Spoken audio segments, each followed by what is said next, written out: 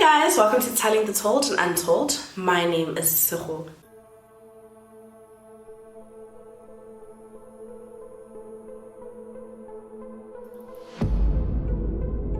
Before we go straight into today's case, there are a couple content warnings I need to give you guys. In this video, we do talk about sexual assault, and this case does involve children. So if that's not something you think you're interested in watching, then this video probably isn't for you. So maybe you can watch some of my other videos or just wait for my next upload. The morning of the 20th of September 2004, the body of a young girl was found in a ditch by passerbys. Her body was then taken to a mortuary where an autopsy was performed and a video taken of her body, and then she was identified as 14-year-old Therése Nkeshimana. 24 hours after her body had been found, she was buried, and this wasn't for any religious reasons or anything like that. It's because they managed to find about 1 or 2 remaining family members, and they were adamant that Teresa be buried without a funeral or like a proper send-off because they were ashamed of her,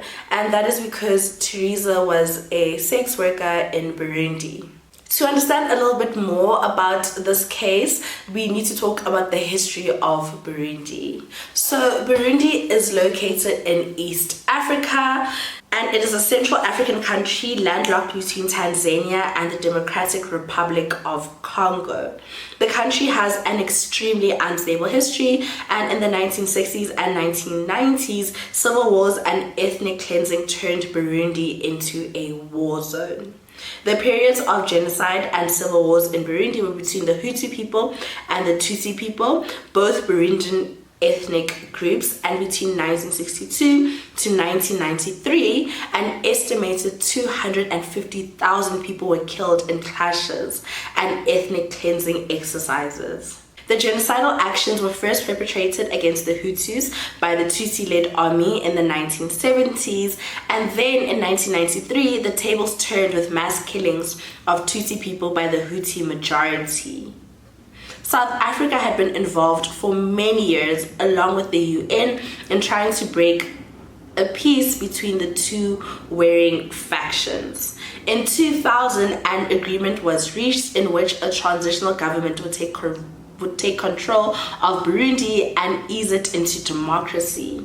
However, several ceasefires failed, but by 2001, there was a tentative balance forming in the country, and several other countries, including South Africa, agreed to send in peacekeeping missions to ensure that agreements were adhered to. The years of instability and war in Burundi broke the country both socially and economically, and you could say that the children of Burundi were the ones who were more affected than other people, and this is because a lot of young boys were forced to be a part of the war. Children as young as 10 were given guns and forced to kill other people.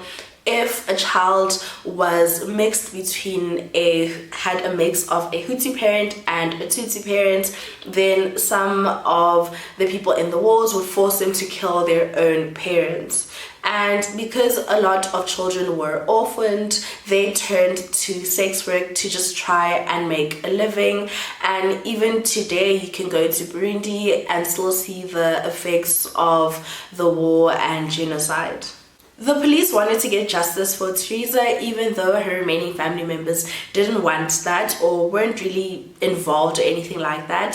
So police officers started investigating, and they first went to the place where Teresa worked, and they started asking all the other working girls when they last saw Teresa and if they knew who she was last seen with. And a lot of the girls say that they last saw Teresa getting into a taxi with one of the rich military men. And this was a time where having military men in the country was the norm, and a lot of them would go out on the streets looking for a sex worker. So having a military man come out and like seek you was something that they really looked forward to, because they were seen as higher, like they had more money than maybe the local men. So the fact that Teresa was last seen getting into a car with a rich military man was something that they wouldn't forget. Police officers then managed to get the taxi number and they located the taxi driver, and he told police officers that he remembers driving a white South African man, Flippie Venter, and 14-year-old Therése Nkeshimana to a hotel, and that's where he dropped them off. Flippie Venter was born in 1972, and he would claim that he had a very difficult childhood due to both of his parents being alcoholics. He and his sister Rika were often taken out of their parents' home and placed into foster care, and the longest time they spent in foster care was about 2 years. Rika would go on to say that not only did their father abuse their mother, but he also abused her and Flippy as well. And as she grew older, she started going to counseling just to try and just better herself and overcome her traumatic childhood. But Flippy didn't do that, and she strongly believed that he just suffered because of all his childhood trauma. When Flippy and his sister were in their parents' care, the odd times that they weren't in foster care, they moved regularly due to his father's job as a driller for the Department of Water Affairs. After matriculating, Flippy served his period of conscription in the army and then held down several odd jobs before eventually deciding to sign up in the Air Force. It was around this time that Flippy met a woman. Her name is Millie, and the two of them then decided to get married. In 2001, they were living on the Hoedspruit Air Force Base, and this is when they welcomed their first child into the world. She was a girl, and they decided to name her Millie, and for the purpose of this video, we'll just keep referring to her as Little Minnie, and her mom will just be Millie. Millie also became employed by the Air Force at this time as a secretary to a colonel, and the following year in 2002, the young couple received news that Flippy was being deployed on a peacekeeping mission in Burundi.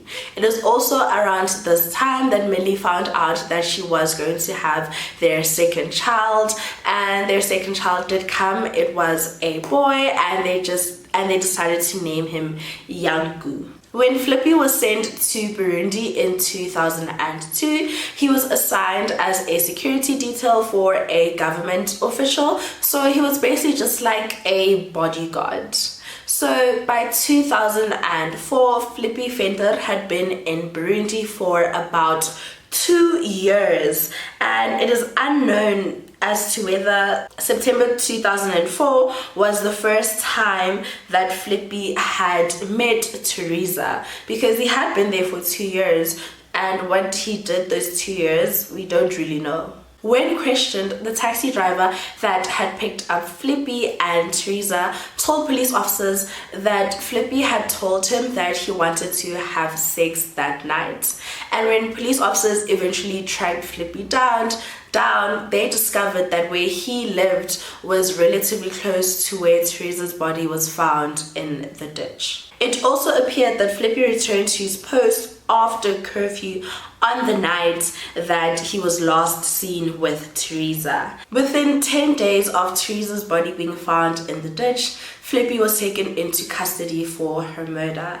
It's also said that whilst he was in custody, he got into a physical altercation with one of the security guards, and then he was charged with assault, and then they also decided to add a charge of rape to his case because they believed that he did sexually assault Teresa. While in custody, Flippy told Burundi officials that he had murdered Teresa, and he told them exactly what happened. He told them that he had taken Teresa to a hotel to have sex with her, and they had consensual sex once according to him, and then when he wanted to go again, Teresa declined. And this enraged him so much so that he started strangling her, and he then strangled her to death. It is unknown whether he admitted to sexually assaulting her after he had killed her.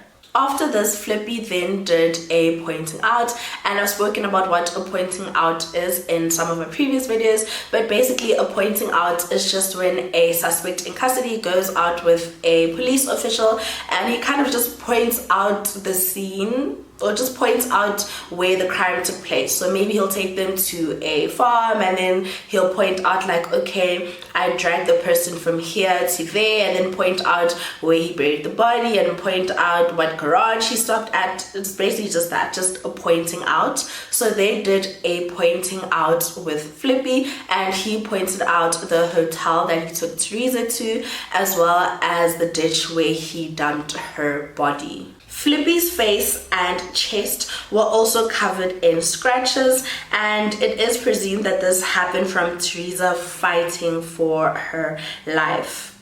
Flippie Venter was held in a military jail in Burundi for 6 months, and not too long after he was arrested, Flippy then recanted his confession, and he basically just said that it was the government officials that he worked for that had committed the murder, and they were basically just pinning it on him and using him as a scapegoat. This is after he had confessed, after he showed them the scratches on his body, and after he did a pointing out. About 7 weeks after Teresa had been murdered and buried, her body was exhumed, and this is because they wanted a South African pathologist, a forensic pathologist rather, to perform a post-mortem on Teresa's body, and they just kind of wanted like a second opinion. And it also came out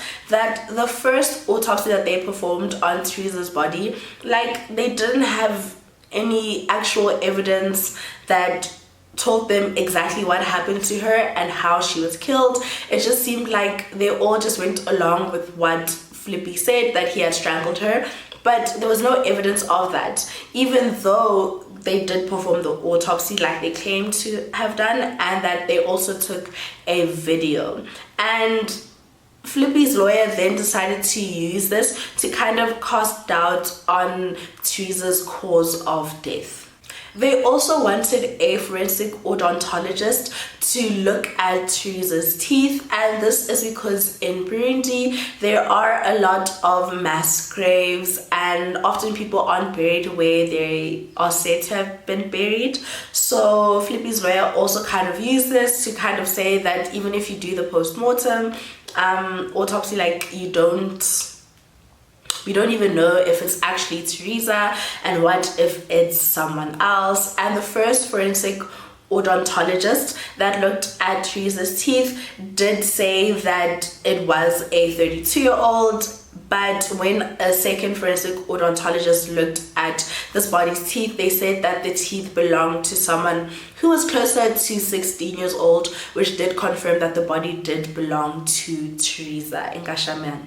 The trial for Teresa's murder was originally going to be held in Burundi, and it does appear as though there were some things that did happen in Burundi, some procedures and things like that, because Flippy's wife, Millie, as well as his sister, did travel to Burundi for some of these things. But after Flippy had been in prison for about 6 months and he was released on parole, he was allowed to return to South Africa. And once he returned to South Africa, they just decided to have his trial in one of the military courts, as opposed to him constantly going to and from Burundi for this trial. When all of this was happening, Millie had been called into the colonel's office, and they told her that her husband had been arrested for the rape and murder of a 14-year-old child in Burundi. And for the most part, Millie was in the dark about a lot of things that happened in Burundi, and when she would often speak to her husband about the whole case and the trial and everything like that, Flippy would just tell her that he was being set up and he was being used as a scapegoat and that he didn't do anything to Teresa, and Millie believed her husband.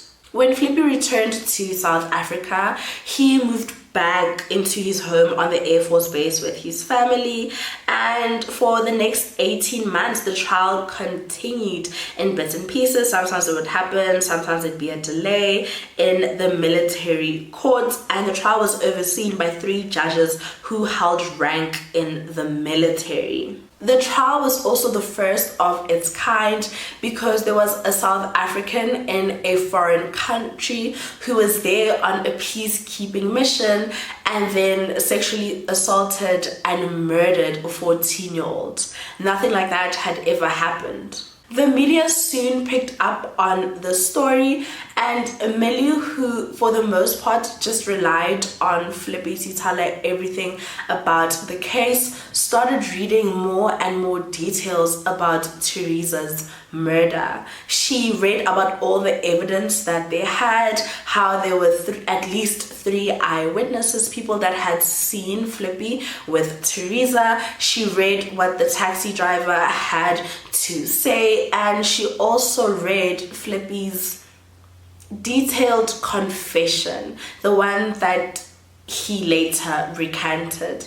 And this was the first time that Millie had heard all the details and all the evidence that they had against Flippy, and then she just started doubting him, and she really believed that he could have done what they were accusing him of. On the 26th of April 2006, so about 2 years since the murder of Teresa, Flippy was at a pub with some of the members of his unit, and they were just having a good time, and it said that he had 3 beers at this function.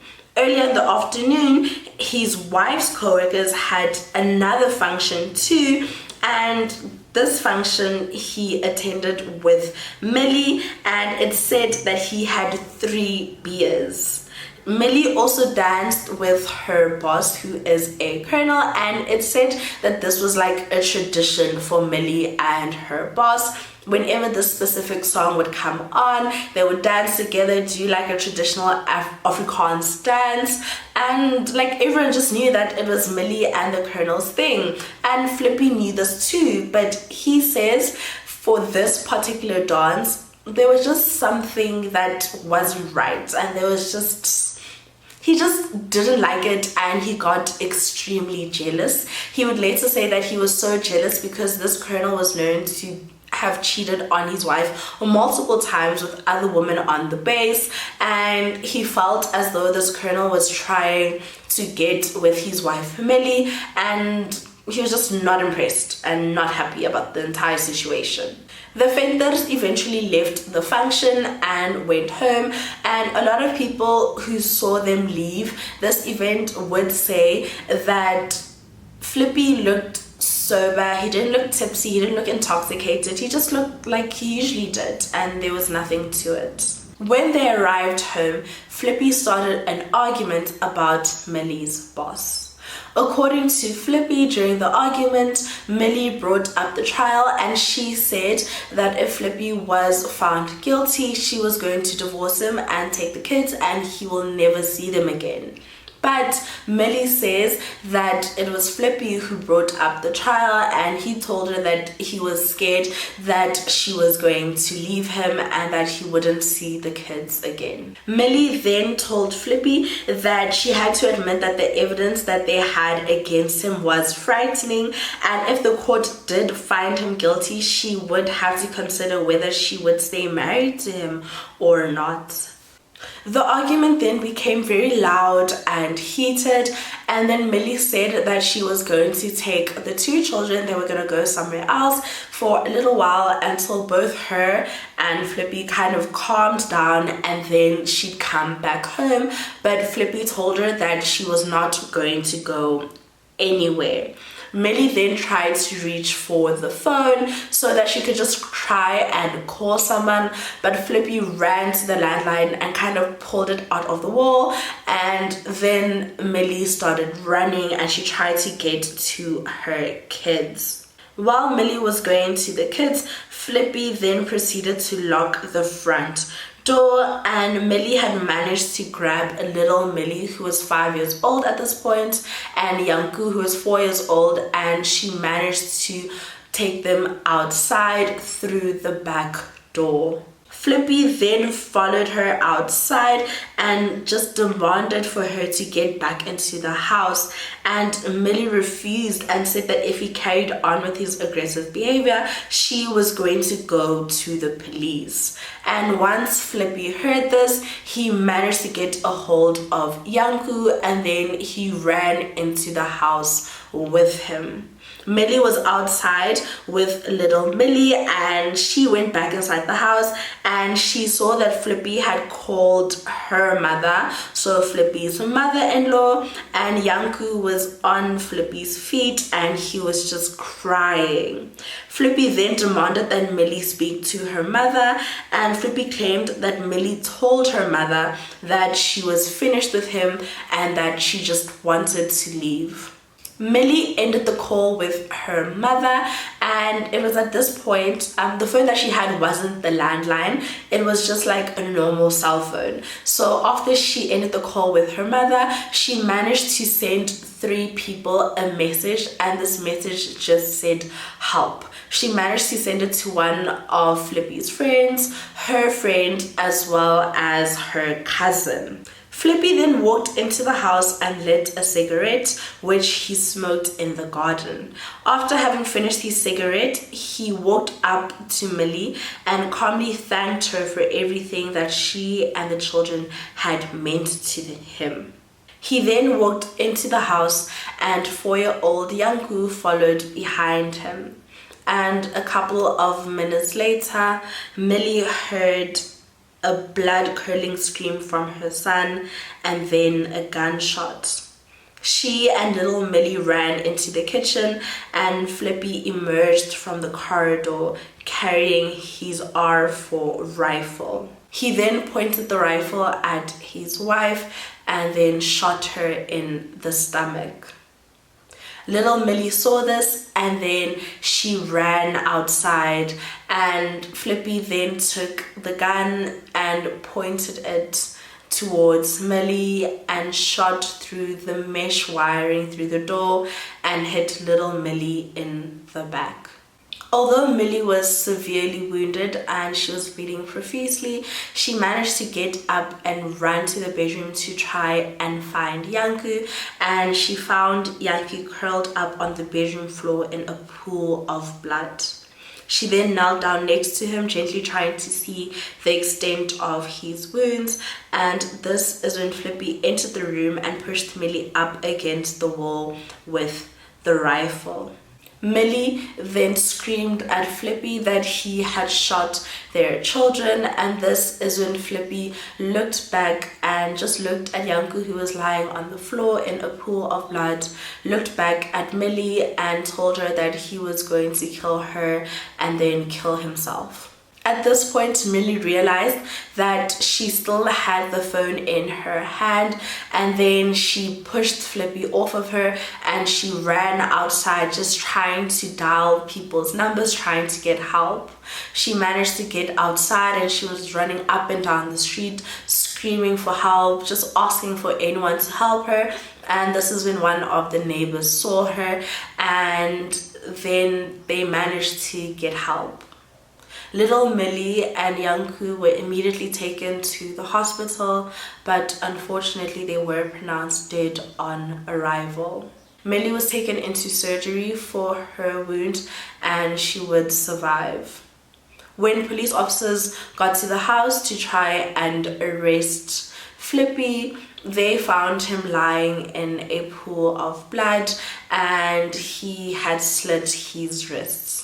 They took him to the hospital where they tried to save his life, and I forgot to mention that during the struggle with Millie did bite his neck. So at the hospital they were also like cleaning that wound as well, and Flippy did survive.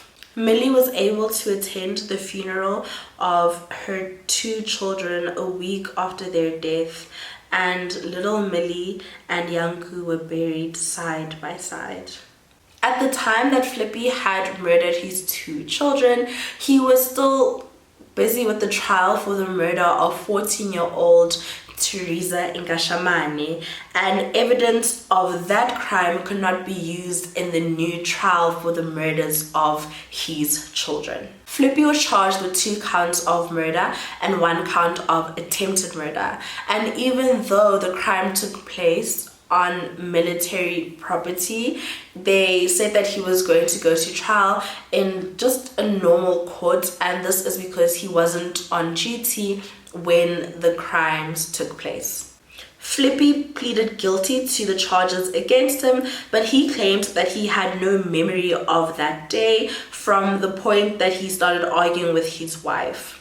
He testified about his poor childhood conditions and then introduced the investigation and trial regarding the murder of Teresa, saying that he had suffered in terrible circumstances while awaiting trial in Burundi, and that he'd been under immense psychological pressure at the time that he had killed his 2 children. He claimed that for the last 18 months since he had returned from Burundi, he had been suffering from depression and suicidal ideation. He says that he had lost about 16 kilograms and that his marriage was on the rocks because of everything that had happened in Burundi. He said that when he'd walk around, people would look at him differently and people would judge him. And he also just basically said that his wife Millie hated him and was embarrassed of him because when she'd go to work in the mornings, she would take a different bus than him. Flippy also testified that on the day of the murders, he had been unusually emotional and had cried on several occasions. And he told police officers that the last thing that he remembered from that day is just arguing with his wife, and then he sat on the couch because he was so tired, and then the next thing he knows, he's waking up in hospital and he's being told that his 2 children, 5-year-old Millie and 4-year-old Yanku, were dead, and he has no recollection of the murders and what he had done. Flippy also claims that he was extremely intoxicated on the day of the murders, but remember earlier we spoke about how he had 3 drinks at one function and at the other function he had 3 other drinks, and then when he left the function he did not seem intoxicated or tipsy whatsoever, and everyone indicated that he looked sober, so they just thought it was just a way for him to kind of shift the blame. A psychiatric evaluation was also done on Flippy, and it said that he was under immense stress because of Burundi, and the day before the murders he was extremely suicidal. Despite all of this, Flippie Venter was found guilty for the murders of his 2 children, 4-year-old Yanku and 5-year-old Millie Venter, and sentenced to 10 years. A year later though, he was found guilty for the murder of 14-year-old Therése Nkeshimana and sentenced to 24 years in prison. Unfortunately, there was insufficient evidence to find him guilty of her rape. A court then decided he could serve both sentences concurrently, so instead of serving 10 years for the murders of his 2 children and then 24 years for the murder of Teresa, so instead of serving like 34 years altogether, they said that he could just serve 24 years. And then afterwards, Flippy tried to appeal his sentence, and once he did this, they decided to increase his sentence for the murders of his 2 children from 10 years to 18 years, but it would still run concurrently, so either way, he was still going to serve 24 years. But it does get worse. In January 2020, news broke that Flippie Venter's parole had been approved and he would be released. Upon hearing that her now ex-husband would be released, Millie stated that she was immediately going to take out a protection order against him because she fears for her life. The spokesperson for the correctional services said that when Flippy had applied for parole, there were 20 different scenarios that were taken into consideration, and upon all of these things they did find him suitable for parole, so that is why his parole had been approved. There hasn't been any update on Flippie Venter's release, but I think it's safe to assume that he is out on parole and he's out there living his life because he got a second chance. A second chance that Millie, Yanku, and Teresa will never get.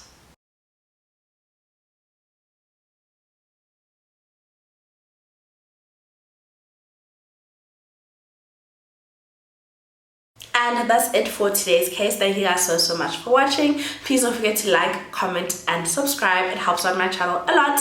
And I'll see you guys next time. Bye!